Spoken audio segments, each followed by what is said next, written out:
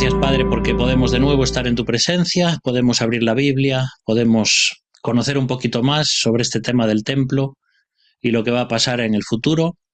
Y gracias porque tú nos amas a cada uno personalmente y tienes también un plan para nosotros.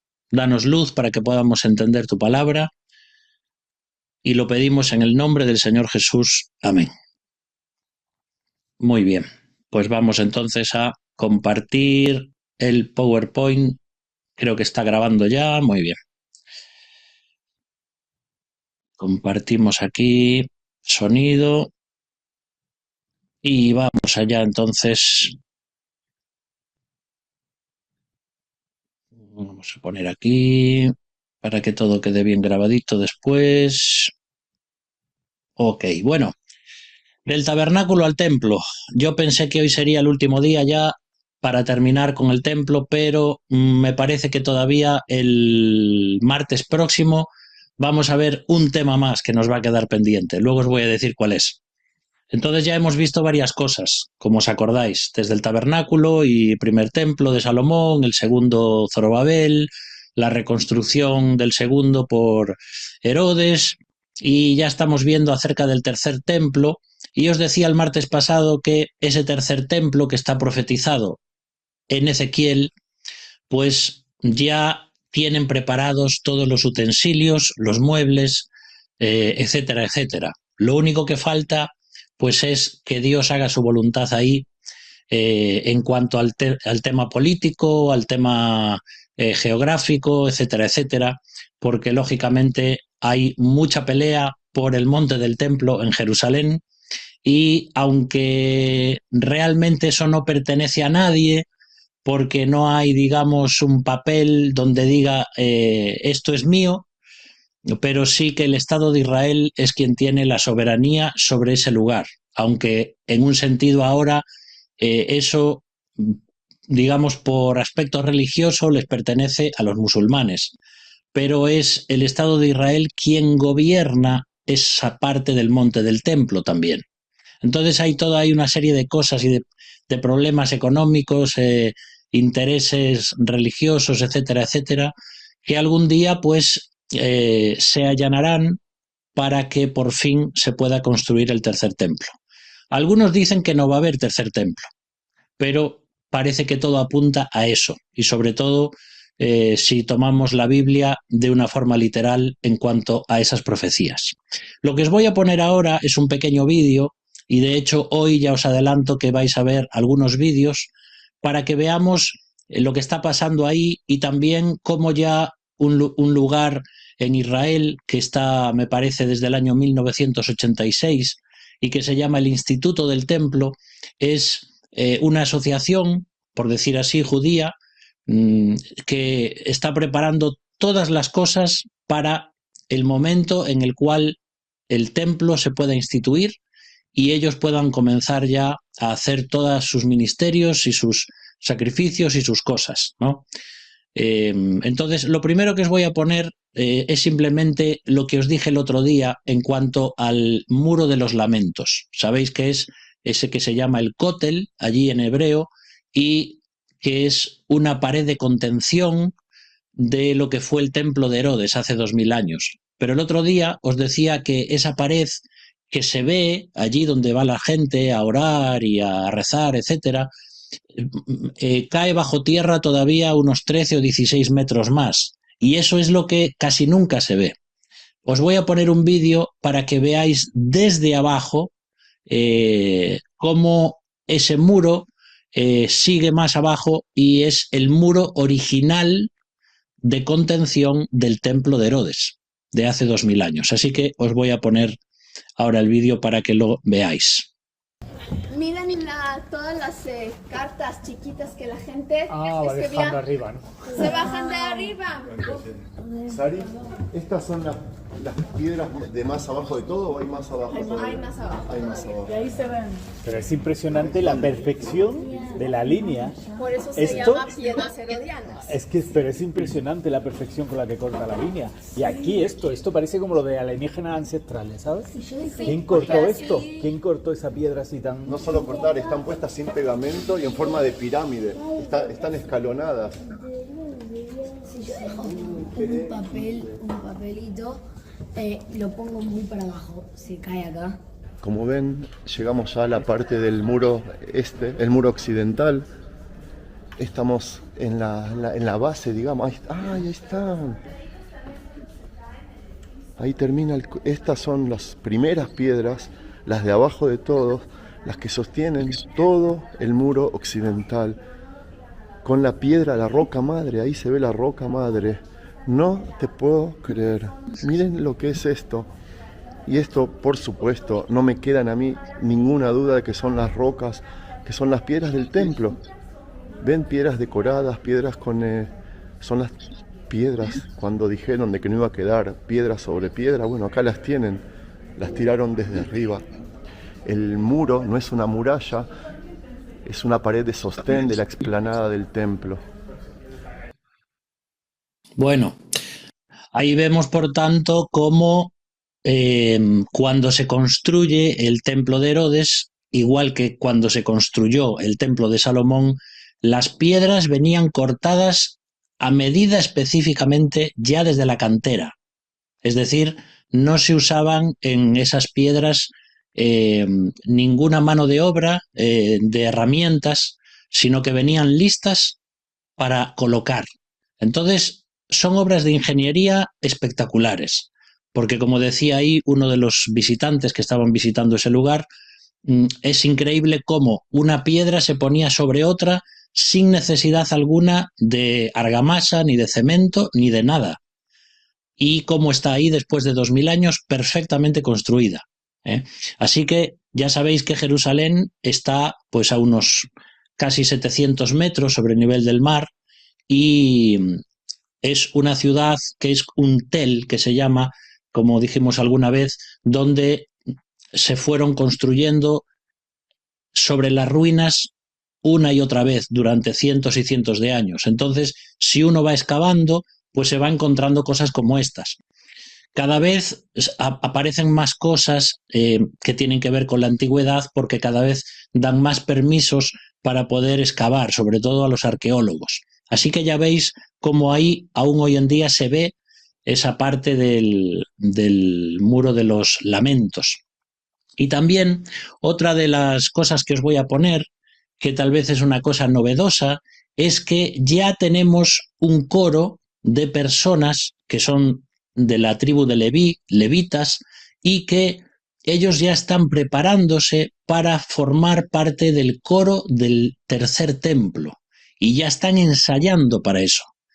Hace unos 20 o 30 años se hablaba de que el templo se iba a construir, etcétera, etcétera, pero todos los eventos en los últimos años se están dando de forma muy rápida, tanto en la política como en lo religioso, como en los aspectos socioeconómicos, etcétera, y ya está el Instituto del Templo forzando las cosas para construir el templo.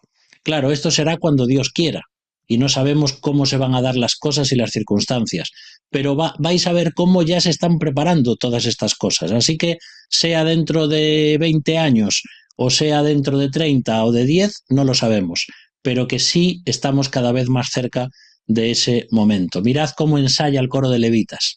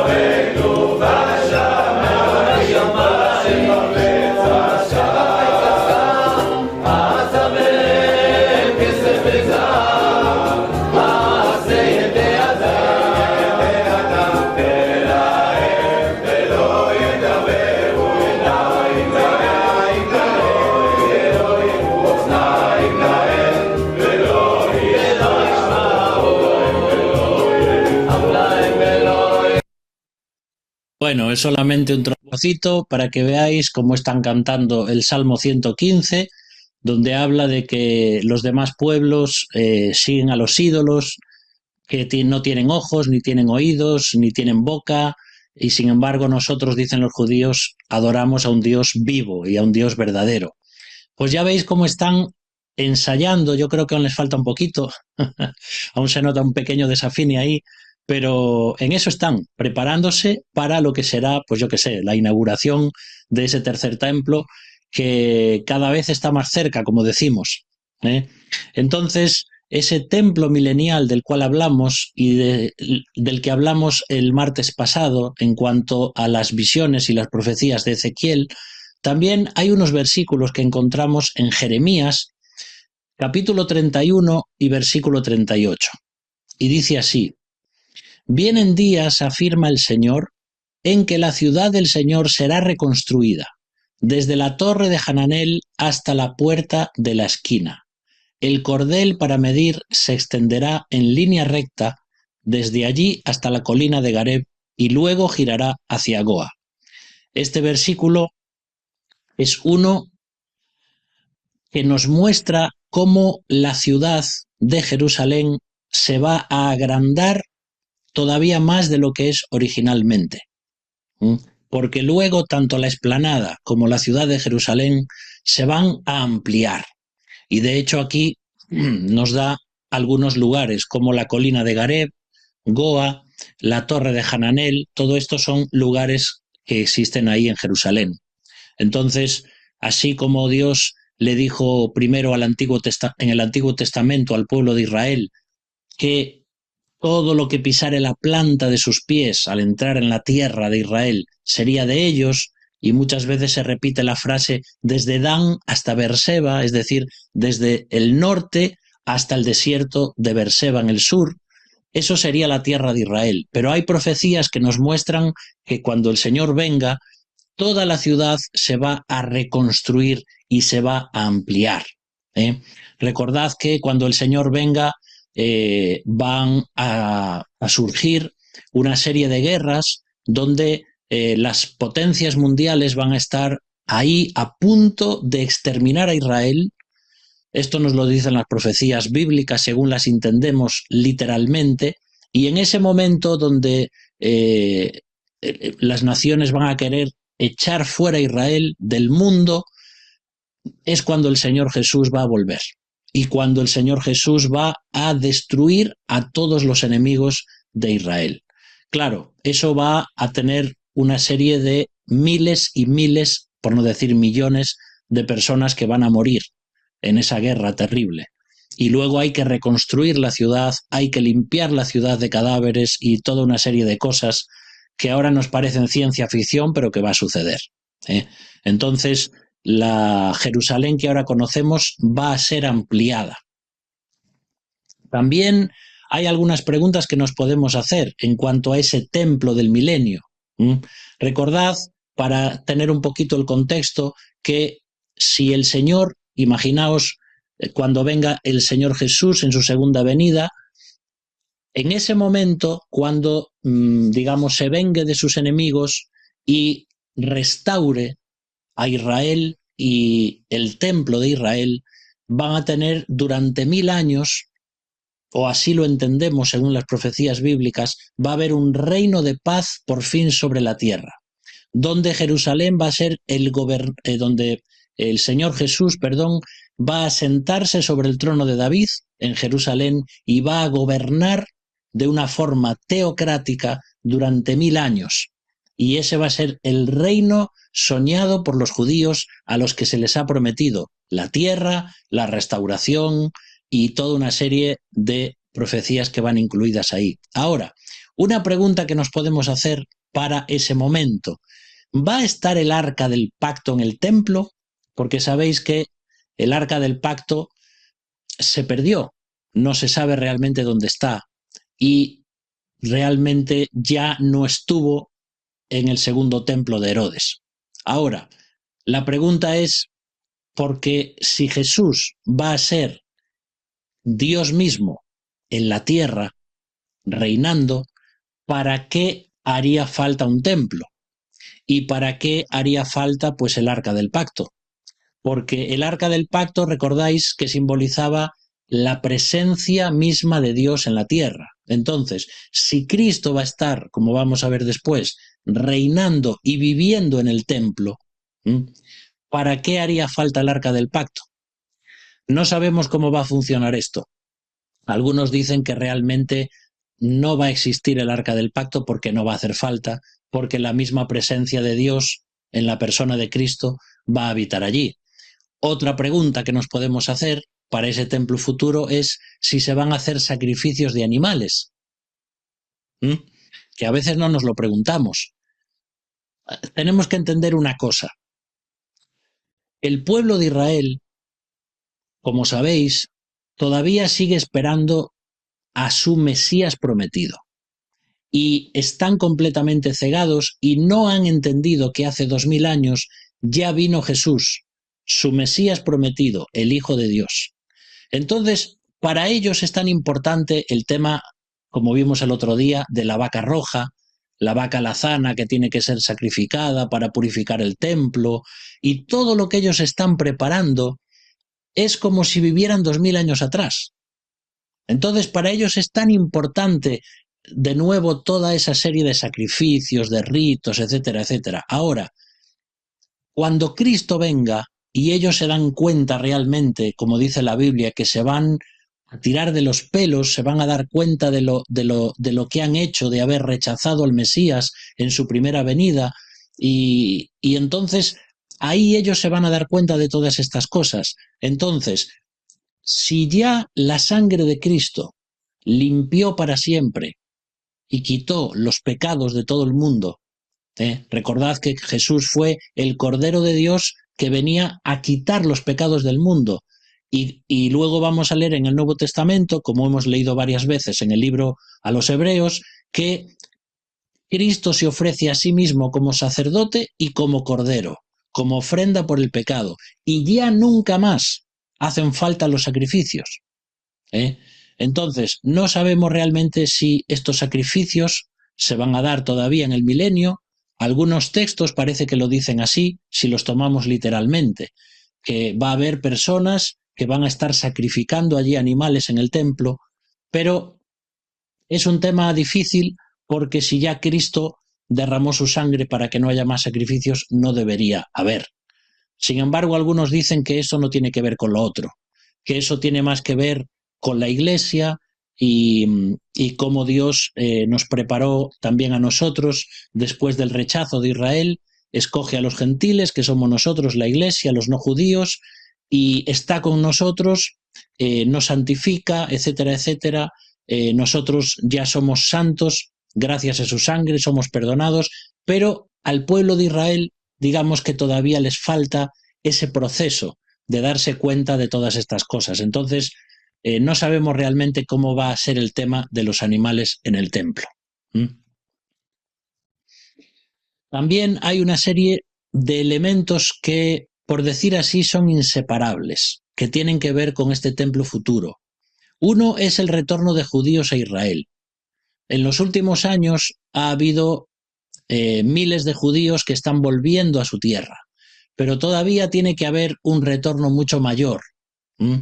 Y de hecho algunos dicen que esto fue así durante años, de que haya judíos en todas las naciones del mundo, porque ellos están lógicamente aprendiendo el idioma del país en el que están.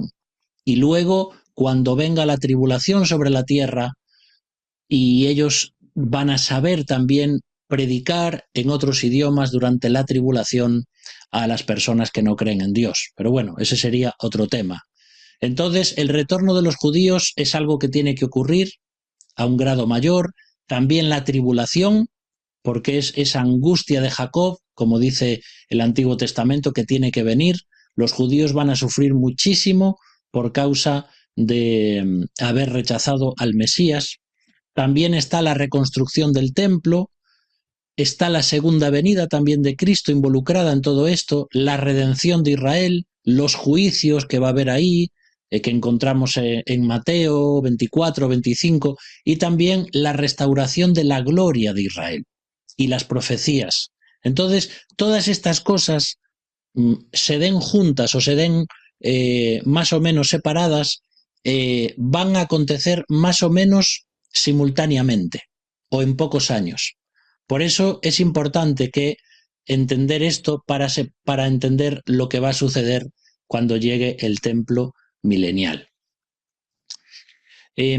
También en cuanto al templo milenial hay que entender dos cosas importantes, y es que ese templo va a tener dos fases, por decirlo así. La primera va a ser el templo que va a estar levantado en la tribulación.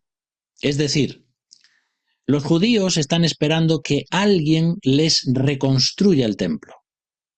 Si ese alguien, como parece ser, pues va a ser ese líder político, religioso, mundial, que la Biblia le llama el anticristo, en esos parece 3 años y medio primeros, donde se firma un pacto entre el líder global del mundo y el pueblo de Israel, parece que los 3 años primeros, los 3 años y medio primeros, van a ser unos años de paz, donde ya no va a haber prácticamente a nivel mundial guerras ni conflictos, y sobre todo ahí, en ese centro neurálgico del mundo.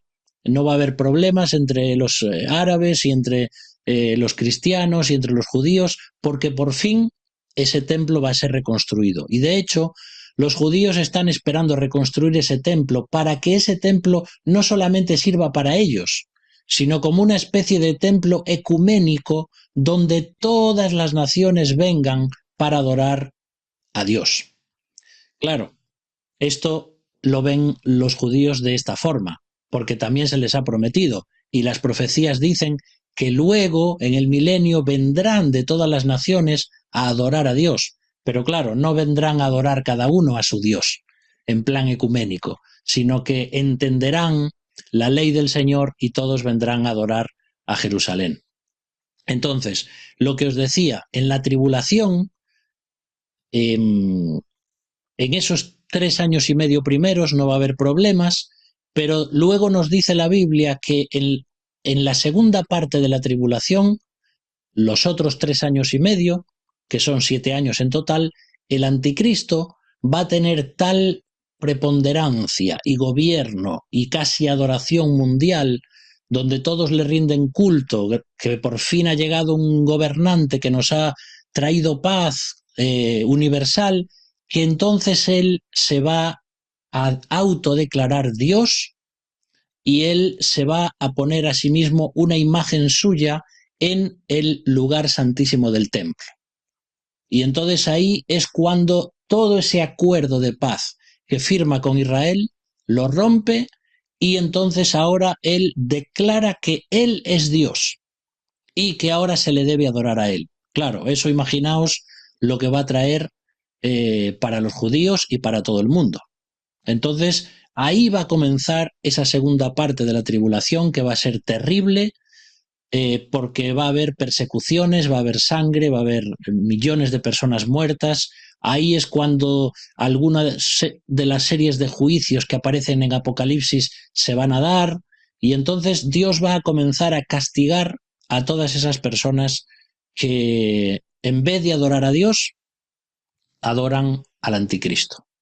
Y cuando se terminan esos 3 años y medio y ya se cumplen los 7 años de tribulación, pues entonces es cuando viene Cristo y va en un tiempo a comenzar lo que sería el reino milenial. ¿Por qué digo que hay 2 fases del templo? Porque en la tribulación va a estar ya ese templo edificado, el tercer templo, y que seguramente será con sacrificios de animales, etcétera, etcétera, y va a suceder todo esto. Pero el templo que va a haber en el milenio, no sabemos si va a ser exactamente ese templo de la tribulación, o algo más se va a hacer en él, o se va a restaurar en él, no lo sabemos. Pero no es lo mismo el templo, el tercer templo de la tribulación, que el tercer templo del milenio. Puede ser el mismo físicamente, pero no va a ser lo mismo a nivel religioso. Por eso a lo mejor los sacrificios animales son al principio, y cuando Cristo venga tal vez ya no haya sacrificios de animales, no lo sabemos. Pero bueno, todo esto son No digamos especulaciones, porque tienen que ver, perdón, con las profecías bíblicas, pero el tema está en si las interpretamos de forma literal o de forma simbólica. Por eso algunos dicen que si esto es simbólico, pues no va a haber un tercer templo literal en la tierra. Pero nos cuadra mejor si pensamos que sí va a ser un templo literal, porque eso es lo que se prometió. Ahora os voy a poner también un vídeo donde vemos en el Instituto del Templo, que es el lugar donde están preparando todas estas cosas, para que veáis ya algunos instrumentos y algunos utensilios para hacer las libaciones de agua y de vino en el templo. Estos son réplicas, están hechas tanto al tamaño como con los materiales exigidos. Son todo, digamos, instrumentos y mobiliario kosher, es decir, preparados tal cual tienen que estar preparados según las Escrituras y el Antiguo Testamento, pero no dejan de ser réplicas. Ahora, lo que es oro o dorado es de oro, etcétera, etcétera. Ved ahí un poquito en cuanto a esto. Podemos ver a 3 de los 5 instrumentos musicales mencionados en la Mishnah. 2 tocados por el coro levítico, el arpa y el lira. El arpa cuenta con 22 cuerdas, una por cada letra del alfabeto hebreo. La lira es aquel identificado que nosotros asociamos con el rey David. Los judíos consideramos que el rey David tenía una lira encima de su cama. Cierta noche llegó un viento y tocó el instrumento despertándolo. Era la hora que el rey David meditaba y se conectaba con su Dios. Y a partir de esa noche, cada visita de ese viento lo inspiró para escribir otro salmo. Según la Mishnah, un shofar o cuerno dorado era tocado el primero del 7º mes, como lo ordena la Torá, junto con los potentes toques de las trompetas de plata. Los ayunos eran avisados por un cuerno plateado, y las trompetas que vemos, las largas, son, como les dije, para llamar la atención, y las cortas para los rezos mismos. Fuera de esto, se utilizaba címbalos y flautas durante las fiestas en el templo. Aquellas 3 fiestas que venían los peregrinos de todo Israel. Pero yo no veo que haya piezas de ese estilo, por lo menos no en esta sala.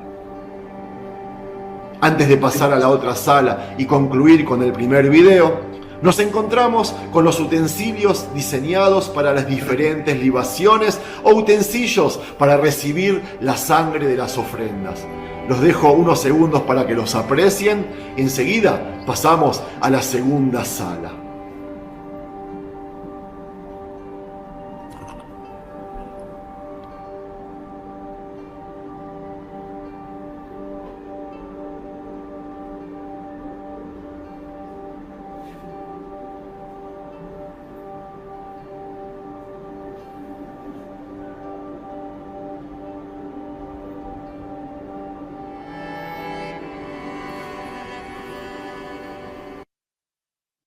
Muy bien, esto es para que veáis cómo se está preparando todas las cosas, ¿no?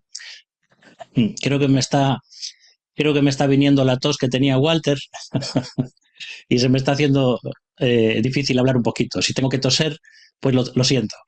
Entonces, ya os digo, estos son réplicas de los materiales y todo tal como va a ser en el tercer templo. Entonces ya tienen todo hecho y todo ejecutado y todo diseñado. Veis cómo cada detalle del templo lo tenemos en ese Instituto del Templo. Hace unos años atrás, Paula y mis suegros y yo tuvimos la posibilidad de ir a Israel y estar ahí en el Instituto del Templo y ver todas esas cosas. Así que yo os estoy poniendo vídeos para que veáis cómo tienen todo preparado, tanto los elementos hasta como para recoger eso, la sangre de los animales, los instrumentos que se pueden usar. Fijaos cosas tan curiosas como arpas de 22 cuerdas, porque así como el alfabeto hebreo tiene 22 letras, pues ellos han hecho también lo que tenían antes un arpa pues con 22 cuerdas, ¿sí? Y hay cosas muy, muy interesantes en esto. Entonces, otra de las cosas interesantes del templo milenial es que en el primer templo, es decir, el que construyó Salomón, no podían entrar los gentiles al lugar santo, sino que tenían el atrio de los gentiles, que se llamaba así, porque a los que no eran judíos no se les permitía el acceso. Ahora, en el segundo templo, lo que no había, tanto en el templo de Zorobabel como en el templo de Herodes, lo que no había era la Sejiná, es decir, que no estaba presente la gloria de Dios en medio de su pueblo, en lo que es el lugar santísimo. Entonces, lo que va a suceder en el tercer templo es que va a haber las dos cosas. En el tercer templo, del que estamos hablando, vamos a encontrarnos con que va a ser posible no solamente que los judíos entren al templo, sino también los no judíos. Y de hecho, todas las naciones van a poder acceder a ese lugar para adorar a Dios. Y también la presencia de Dios, la gloria de Dios, la Shekinah, como se llama en hebreo, va a estar allí porque va a estar el mismo Señor Jesucristo reinando. También nos dice la Biblia que la ley de Dios, es decir, las escrituras, la Biblia, van a ser la ley universal, es decir, el conocimiento de Dios se va a extender por todas las naciones. Y lo que ahora queremos hacer, digamos los evangélicos, el hecho de que las personas lean la Biblia, conozcan a Cristo personalmente y tengan información y estudio de la Biblia para conocer a Dios, pues eso es lo que va a acontecer también en el reino milenial. Se va a llenar la tierra del conocimiento del Señor como las aguas cubren el mar, como dice un versículo del Antiguo Testamento.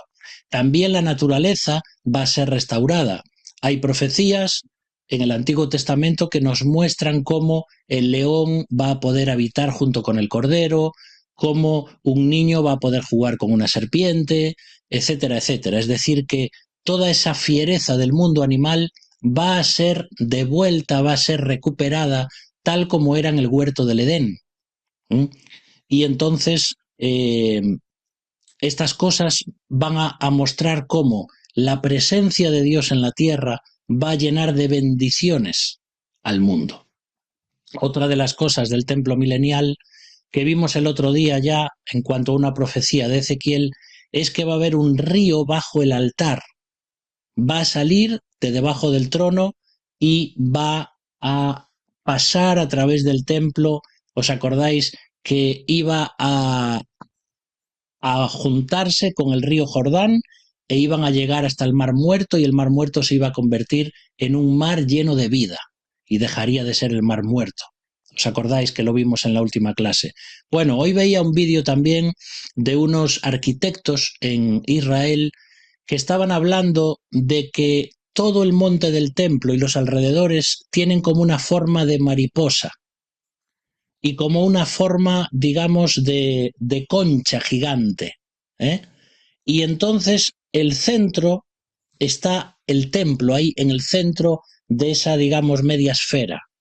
Y ellos han estudiado el terreno topográficamente y dicen que si tú, por ejemplo, pudieses echar mucha agua en el templo, el agua iría bajando, bajando, bajando por 3 diferentes lugares y que llegaría hasta el Mar Muerto, por la forma del terreno que tienen allí desde el monte del templo. Así que discurriría el agua hasta el Mar Muerto. Y esto son las profecías de lo que dice que va a pasar cuando un río surja del trono de Dios allí, ¿no? O sea, son cosas increíbles que se están dando y que se están preparando, y estos arquitectos están ya preparando todas las cosas para que, por ejemplo, el Sanedrín, que es ese órgano de gobierno judío formado por 70 personas, que tenía un lugar en el templo, también lo van a poner en el monte del templo. y todas, digamos, los órganos más importantes políticos y religiosos van a estar alrededor del templo. Todo eso ya está diseñado sobre papel, ¿eh? Es decir, que están esperando simplemente que Dios abra las puertas para que ellos puedan construir todo eso tal como lo tienen en sus mentes y tal como la profecía lo dice también en las Escrituras. Y otra de las cosas que va a suceder, pues es que no solamente va a haber el templo milenial preparado para los judíos, sino que vamos a estar los cristianos, la Iglesia, en una Jerusalén celestial, que es también una especie de templo que desciende del cielo como una ciudad satélite y que, junto con Cristo, vamos a reinar. Esto parece todo una película de ciencia ficción, pero parece que va a ser así. No sabemos los detalles, pero la Biblia nos dice estas cosas. Entonces, si un día, como dice la Biblia, pues que puede ser en cualquier momento, millones de personas desaparecemos de la tierra, es porque se ha cumplido esa profecía donde la Biblia dice que el Señor viene a buscar a su iglesia, que es su esposa, se la lleva al cielo, mientras suceden esos 7 años de tribulación en la tierra, y al acabar los 7 años viene Cristo junto con los ángeles y con nosotros para reinar. Nosotros ya en la Jerusalén celestial, los judíos en la Jerusalén terrenal, porque digamos que ellos todavía no han resucitado en cuerpos glorificados como sí lo hemos hecho la Iglesia. Entonces ellos vivirán todavía sobre la tierra esos 1000 años, luego vendrá una serie de cosas que se van a dar ahí y ya por fin se producirá la última resurrección de los muertos que no conocen a Cristo, etcétera, etcétera. No quiero dar más detalles porque a lo mejor os estoy poniendo la cabeza como un bombo, ¿no? Pero luego al final de todo esto, pues sí, todos ya con cuerpos perfectos, glorificados, judíos y no judíos, de todas las naciones del mundo, vamos a estar para siempre con Cristo y posiblemente pues la Jerusalén celestial será nuestro hogar.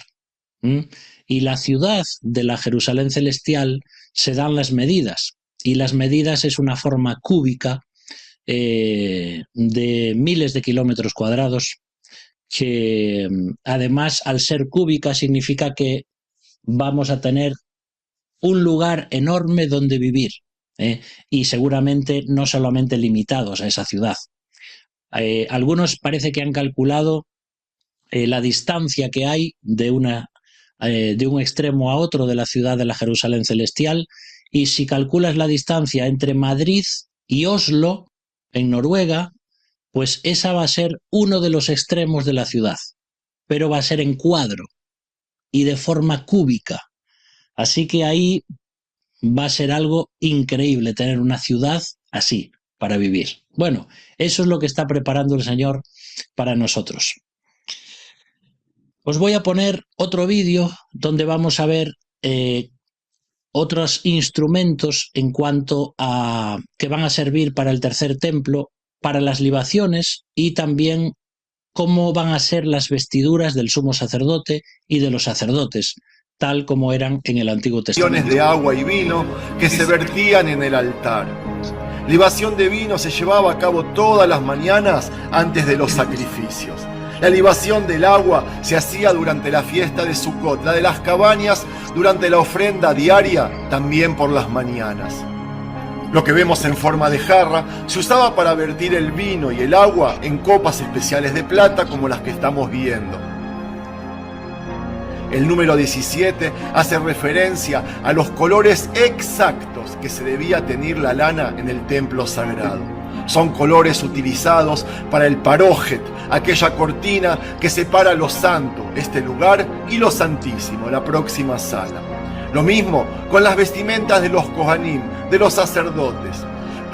Para ello había que usar los colores, pero exactos: el tjelet, el celeste, el argamán, el púrpura, y el tolat shani, carmesí. Cada uno era sacado de un animal diferente o una parte diferente de la naturaleza. Amigos, y ahora si pasamos a la siguiente vidriera, vemos a dos personas, dos Kohanim, dos sacerdotes con sus respectivas ropas. Los primeros, yo incluido, somos descendientes directos de Aarón, el primer sumo sacerdote, aquel hermano de Moisés, y por ende, los responsables de asistir al servicio divino del templo. El de blanco es un Cohen ordinario, común y corriente de los tantos que había en el templo. El otro es un Cohen Gadol, un sumo sacerdote que solo había uno y era elegido por el Sanedrín, la corte suprema dentro del pueblo judío o del pueblo de Israel anteriormente. El Cohen ordinario vestía 4 prendas: una túnica, pantalones, un cinturón y un sombrero. Estas 4 prendas están hechas de 4 hilos de lino blanco. El cinturón, además, tiene una bordadura de lana. No sé si ustedes saben, amigos, pero la mezcla de lana y lino en una misma prenda de vestir está prohibida por la Torá para toda persona. A la vez, está permitida para el cinturón de los sacerdotes que trabajaban en el templo.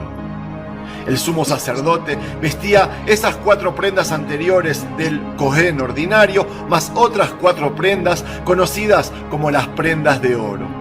La túnica teñida de celeste con campanitas de oro en la parte inferior, el pectoral que cuenta con 12 piedras preciosas en representación a las 12 tribus de Israel. En la frente llevaba una corona de oro con la palabra corona sagrada. Y además tenía una mitznefet, una especie de túnica un poco diferente a la que tenía el Cohen ordinario. Muy bien, bueno, yo os digo algo, queridos hermanos. Para conocer y entender bien la Biblia, tenemos que conocer y entender bien el judaísmo. Es verdad que Dios nos habla a través de la Biblia, no tenemos por qué estudiar cosas del contexto cultural y etcétera, pero si quieres entender bien todo lo que la Biblia dice, es muy importante que entendamos todo esto, porque el origen y la base del cristianismo es el judaísmo. Para ellos es a quienes Dios se dirigió, ellos fueron el pueblo que Dios escogió, a ellos se le dieron las normas, las bases, el pacto, toda una serie de promesas y de profecías que luego cuando vino Cristo ellos rechazaron, y es por eso que Dios extendió la salvación no solamente para los judíos, sino también para todo el mundo, para todo el que crea en Cristo.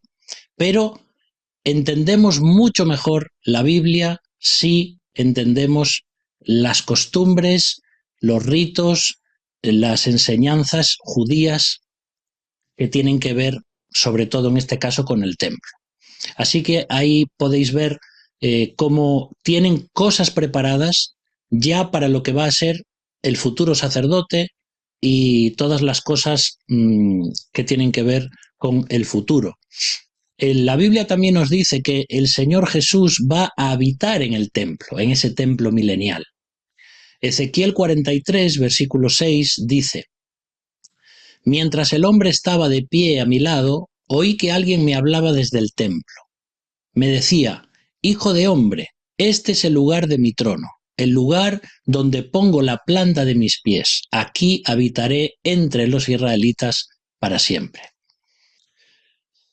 Estoy leyendo un libro que comencé hoy justamente, que habla sobre el templo desde Génesis hasta Apocalipsis. Y está escrito por una mujer que nació en un ambiente judío, se crió con costumbres judías y ritos judíos y luego conoció a Cristo como Salvador personal. Y después de unos 40 años de estudio bíblico, sobre todo en lo que rodea al templo, escribió una serie de libros que muestran cómo, para comprender la Biblia, tienes que comprender el templo. Y bueno, es un libro que es asombroso, ¿no?, por todas las cosas que dice, porque esta mujer está, digamos, llena de toda y empapada de toda la cultura judía, entiende perfectamente a qué se refiere cada cosa de la Biblia, y luego empieza a hilar eso con la Torá, es decir, con los 5 primeros libros de la Biblia, el templo, cómo el huerto del jardín del Edén era un templo, cómo Dios quiso hacer de Adán y Eva también un matrimonio que fuese una especie de templo como un reflejo de Dios en la tierra, y así hasta Apocalipsis. Entonces ella dice que comprendiendo bien todo lo que es el templo en las Escrituras, vamos a comprender mucho mejor la Biblia y cómo el Señor siempre ha querido relacionarse con sus criaturas. Por eso crea un mundo, por eso crea una familia, por eso crea un matrimonio como Adán y Eva, para Él poder habitar con ellos y ellos ser los sacerdotes y los sumos sacerdotes del huerto del Edén, por decir así. Bueno, hay una serie de cosas aquí que habría que hablar con más detalle, pero tenemos mucho que aprender para que la Biblia podamos verla como algo global. Si no, hay cosas que leemos y no entendemos. Pero bueno, yo creo que este estudio del templo nos está ayudando a comprender todas estas cosas. Porque fíjate ahora, antes de que hubiésemos estudiado el tema del tabernáculo, pues tal vez había versículos que los veíamos de otra forma. Pero ahora el entender cómo funcionaba todo eso, ya desde el tabernáculo, estamos comprendiendo mejor todo lo que es el ministerio de Cristo como sumo sacerdote, como víctima por el pecado, como cordero, como rey, etcétera, etcétera. Y todo eso se entiende cuando uno, digamos, bucea un poco en las cosas judías y hebreas para comprender mejor lo que simbolizaba.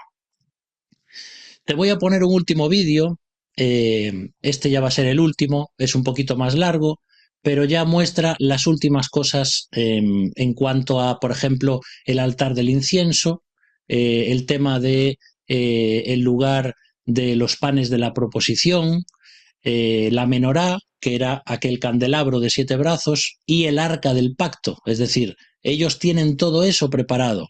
Y en este vídeo vas a ver ahí estas cosas muy interesantes. Como verán, el altar cuenta con 4 cuernos y mide 1 metro de altura. Amigos, perdonen, pero me siento que estoy hablando muy en serio y esto para mí es mucho más emocionante, así que vamos a cambiar el relato, a levantar la voz y a emocionarnos. Yo no puedo hablar así tan serio. Amigos, el altar luce una corona de oro alrededor de su parte superior. La ofrenda del incienso era traída 2 veces por día. La fórmula para preparar el incienso era un secreto de una sola familia de sacerdotes. Solo pocas personas lo conocían y ese secreto se pasaba de boca en boca. Era una tradición que pasaba de generación en generación. Muchas son las tradiciones que la gente no suele compartir con el público. Hasta el día de hoy, por ejemplo, nadie puede aprender, aunque quiera, a ser un moel, aquel justo que hace circuncisiones. Esa es una profesión que se enseña de padre a hijo, de boca en boca, de generación en generación. Pasemos a ver las palas que están en la vitrina, aquellas que traían los carbones que calentaban el lugar para poder quemar el incienso. Yo, en realidad, hablo de pasado, pero aquí me pidieron que hable de futuro y yo me comprometí a hacerlo, aunque me estoy olvidando de vez en cuando. Entonces, digo que con estas palas se traerá el carbón para que del incienso brote aroma. A su lado vemos los utensilios de incienso. Con ellos se preparaba la materia prima para ser ofrecida en el altar. En la imagen 29 podemos ver al sumo sacerdote ofreciendo aquel incienso dentro del templo. Pasemos a la menorá de oro, uno de los 3 objetos que había en esta sala y que habrá en la próxima sala. El candelabro de 7 brazos hecho por el instituto del templo. Este que vemos pesa media tonelada y contiene 45 kilogramos de oro de 24 quilates. Esta en realidad no es la menorá, no es el candelabro que va a ser ubicado en el próximo templo a construirse. Hay una menorá, un candelabro hecho completamente de oro y de una sola pieza que está exhibido ahora muy cerca de aquí en la plaza del barrio judío y yo creo que muchos de ustedes la vieron y yo la filmé ya en varios videos también. Esa sí es la que está lista para ser usada en el próximo gran templo a construirse. En realidad, según las leyes de la Torá, la menorá, el candelabro, puede ser creado de cualquier metal y no precisamente de oro. Que nosotros la querramos hacer de oro es solo una tradición, pero no una ley. La semana pasada, por ejemplo, que recordamos la reinauguración del segundo templo, cuando los griegos destruyeron el candelabro original de oro que había en el templo, ellos encendieron uno improvisado de un metal sencillo. Recién un año después pudieron hacer una menorá, un candelabro de oro como la que había anteriormente. El candelabro, como les dije, debe estar hecho de una sola pieza y debe presentar los 3 tipos de decoración descritos en la Torá. Me estoy refiriendo a flores, tazas y botones. Cada atardecer, un sacerdote encendía el candelabro y esas llamas duraban hasta la mañana. Cada día, en el momento de la ofrenda tamim por las mañanas, los kohanim reemplazaban las mechas del candelabro y limpiaban las lámparas para prepararlas para ser encendidas otra vez al anochecer. Aquí podemos ver los objetos que se utilizarán para la limpieza del candelabro. Llego a identificar también los recipientes de aceite. El recipiente más grande contiene 1,5 litros de aceite que alcanza para el encendido de todo el candelabro. Y como ven, no es un candelabro de velas. El recipiente más pequeño tiene capacidad para el aceite de una sola lámpara, o como se diga. Las vasijas de barro eran las que contenían el aceite de olivo puro en tiempos bíblicos. Son objetos de casi 2000 años que el instituto copió y los hizo para el uso en el monte Moriah. Antes de alejarme de la menorá, les voy a contar de que si nosotros en nuestras casas, a través de la historia, abrimos las ventanas para que penetre la luz, esta es la única luz que de adentro va hacia afuera. Una luz que está afectada por la Shejinah, por la luz divina, y es la que saca luz afuera desde el templo, sacaba por los pequeños ventanales que tenía para toda la humanidad. Frente a la menorá estaba ubicada la mesa de oro, la mesa de los panes de proposición, creo que se dice, que contiene 12 espacios para 12 panes horneados. Y siempre que digo 12, es por el número de tribus de Israel. Esos panes debían ser exhibidos permanentemente, 24/7, delante de la presencia divina en el templo sagrado. Esta mesa de madera bañada en oro es, como lo anterior, apta para el futuro uso en el templo sagrado. Los panes son los que representaban la bendición física del sustento de Dios y el suministro en este mundo. Y como en el caso del incienso, que solo una familia particular de sacerdotes sabía la fórmula exacta de preparado, en este caso también había un secreto para la preparación. Muchos milagros se asociaron con el pan de la proposición. Los panes se hornaban las vísperas de cada sábado, el día de reposo, y se colocaban en la mesa. Cada vez que los venían a cambiar, una vez por semana, ellos aún estaban calientes y frescos como el primer día que los habían dejado. En el momento del cambio de panes, se quemaba un incienso y luego los sacerdotes podían comer los panes que aún eran manjares. Y ahora sí, amigos, detrás de esa cortina se encuentra el lugar y el elemento más sagrado del mundo. Y yo ya me empiezo a emocionar. Solo un hombre, el sumo sacerdote, durante un solo día del año, el día de las expiaciones, que era el 10º del 7º mes, podía acceder dentro del mismo. Aquel día, el sumo sacerdote penetraba 4 veces. En la imagen 35, como vemos, del primer templo, el de Salomón, se ubicaba el arca de la alianza que poseía las tablas de la ley y las piedras de las primeras tablas rotas por Moisés en ese lugar, en el más sagrado de todos. Salomón, el rey, había agregado otros objetos que descansaban junto con esa riqueza. Me estoy refiriendo al famoso bastón de Aarón a Cohen que había florecido con el árbol de almendro en la controversia con Coré. Ahí estaba también la vasija del maná, el aceite sagrado, el Urim y Tumim y por supuesto la llama eterna, el fuego sagrado. Y antes de que se abran las cortinas y veamos el arca del pacto, les cuento sobre su paradero según el judaísmo. El mismo rey Salomón, al haber construido el templo, temió que en algún momento este sería destruido y se encargó de salvar esos elementos de valor. El rey Salomón hizo construir un pasillo supervisado por él mismo. El rey era muy inteligente y pidió crear pasajes secretos y laberintos por debajo de la piedra de la creación, y fue así como el rey Josías, anticipándose a la destrucción del mismo, tomó las cosas y las ocultó allí, en ese lugar, por debajo del monte del templo, preparado especialmente para este propósito. El arca del pacto, amigos, no se perdió, está oculta. Aunque el arca no estaba presente en el segundo templo de Herodes, nosotros sabemos que ella será recuperada y llevada al tercer templo a construirse. Hasta que la encontremos, usaremos una copia idéntica de la misma. Y amigos, si les diría que es la original, ustedes me lo creerían. Aquí la tenemos. Los dejo solo con ellas. Disfruten.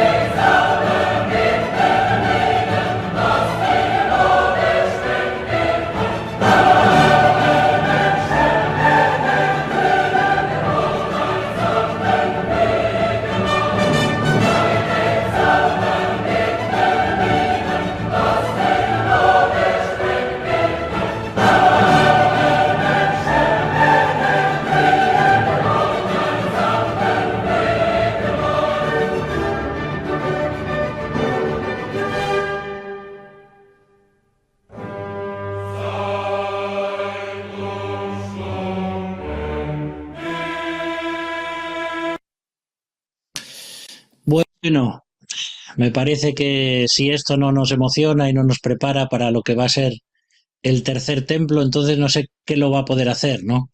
Pero queridos hermanos, vemos cómo todas estas cosas las tienen ya preparadas para el tema del tercer templo, ¿eh? Y esto nos dice que estamos muy cerca, estamos ya en los albores de lo que va a ser esos momentos. Yo no sé si nosotros seremos la generación que será trasladada a la presencia de Dios, pero si no, lo van a ser nuestros hijos, ¿eh? Ya estamos muy cerca, todo se está preparando. Y ya veis las ganas locas que tienen los judíos de por fin poner ese templo en funcionamiento. Así que más allá de la política y de todo lo que Dios gobierna en su soberanía, todas estas cosas se van a ir dando. Nunca en la historia el pueblo de Israel estuvo tan cerca y tan preparado para construir este tercer templo. Si Dios quiere, el próximo día lo que vamos a ver es en cuanto a el creyente como templo, porque hemos visto el tabernáculo, hemos visto algunos versículos del Nuevo Testamento, hemos visto el templo, el tercer templo, el futuro, pero hoy realmente tú y yo, hombres y mujeres que creemos en Cristo y que tenemos el Espíritu de Dios en nuestra vida, somos los templos portátiles que donde quiera que vayamos estamos llevando la presencia de Dios para acercar a las personas al Señor. Y eso, si Dios quiere, lo veremos el próximo día. Cualquier pregunta o lo que sea, ya sabéis que estamos aquí para ayudaros. Vamos a terminar orando entonces. Padre, gracias porque de nuevo podemos quedar admirados de cómo tú estás haciendo las cosas, más allá de todas las guerras y todas el egoísmo de este mundo y las muertes y las injusticias y los políticos y la corrupción. Tú eres el soberano, Señor. Tú sigues siendo el que gobierna todo el universo. Y aquello que has profetizado se va a cumplir y aquello que has dicho se va a hacer con todos los detalles, tal como lo has dicho. Confiamos en ti porque tú eres poderoso, porque tú nos has salvado también. Y también te pedimos, Señor, que nos ayudes a poner en práctica esto que estamos escuchando, porque el tiempo se acerca, porque Cristo viene y porque todas las cosas por fin van a llegar a su final. por fin podremos estar en la eternidad, por fin podremos ver a Cristo cara a cara, por fin podremos verle a Él como Dios y hombre, como aquel que murió por nosotros para salvarnos. Por eso, ayúdanos, Señor, a seguir dando luz, como ese candelabro del templo, mientras Cristo no viene. Oramos en el nombre de Jesús. Amén.